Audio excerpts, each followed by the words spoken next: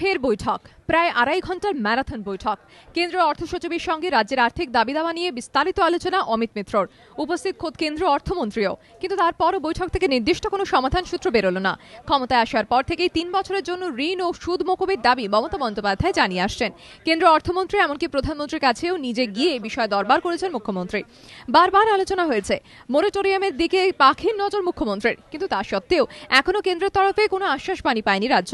সোমবার নর্থ ব্লকে ম্যারাথন বৈঠকের পর অমিত মিত্র যা বললেন তা থেকে এইটুকু স্পষ্ট যে এদিনের আলোচনা থেকেও নির্দিষ্ট কোনো রফাসূত্র বের হয়নি।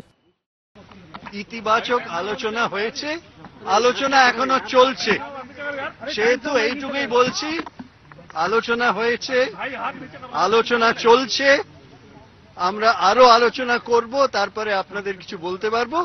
এই মুহূর্তে এইটুকুই বলতে পারছি যে আলোচনা চলছে, আলোচনা হয়েছে, আরো আলোচনা বাকি আছে।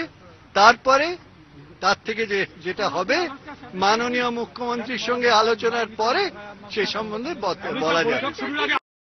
এবারের বৈঠকের পরেও কোনো আশার আলো দেখছেন না মুখ্যমন্ত্রীও। It is a routine meeting, nothing is there. They called to discuss. No, I have not received anything. So without knowing into details, how do I say? If I am satisfied, I will give you the details. If I am not, then I won't give you anything. It's okay?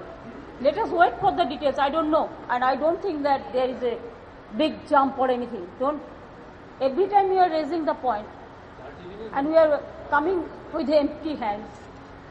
যদিও আর্থিক বিষয় নিয়ে এই বৈঠক হলেও এর গভীর রাজনৈতিক তাৎপর্য রয়েছে বলে মনে করছেন বিশেষজ্ঞরা। রাষ্ট্রপতি নির্বাচনে নিজেদের পছন্দের প্রার্থীর মসৃণ জয় নিশ্চিত করতে মমতা বন্দ্যোপাধ্যায়কে প্রয়োজন সোনিয়া গান্ধীর।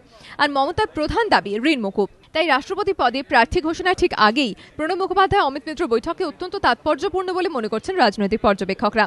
তবে তারা এও মনে করছেন মমতাকে সন্তুষ্ট করতে বাংলার আর্থিক দাবি দেওয়া কেন্দ্র যদি মেনে নিতে চায়ও, তাহলেও একটি রাজ্যকে বিশেষ ছাড় দেওয়া কেন্দ্রের পক্ষে খুব একটা সহজ বিষয় নয়। তাই কংগ্রেস শেষ পর্যন্ত মমতা বন্দ্যোপাধ্যায় আর্থিক দাবি দেওয়ার বিষয়টি রাষ্ট্রপতি নির্বাচন পর্যন্ত ঝুলিয়ে রাখার কৌশল নেয় না দর কষাকষির খেলায় মজবুত খেলোয়াড় মমতা এক্ষেত্রেও বাজিমাত করেন, সেদিকেই নজর রাজনৈতিক মহলের। বিজেন্দ্র সিংহর রিপোর্ট, এবিপি আনন্দ, নয়াদিল্লি।